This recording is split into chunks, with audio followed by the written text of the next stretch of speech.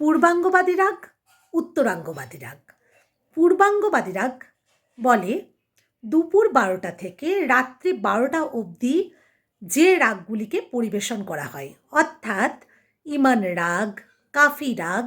দেখবেন শাস্ত্রীয় পরিচয়ে লেখা থাকে রাত্রির প্রথম প্রহর, দ্বিতীয় প্রহর, এইভাবে লেখা থাকে। আবার কখনো লেখা থাকে দিবার দ্বিতীয় প্রহর, প্রথম প্রহর। তো এইগুলো না ভাগ করা হয় 12টা থেকে 12টা। তাহলে আমরা প্রথমে জানব পূর্বাঙ্গবাদী রাগ, দুপুর 12টা থেকে রাত্রি 12টা অবধি এই রাগগুলিকে বলা হয় পূর্বাঙ্গবাদী রাগ। আর উত্তরাঙ্গবাদী রাগ কি?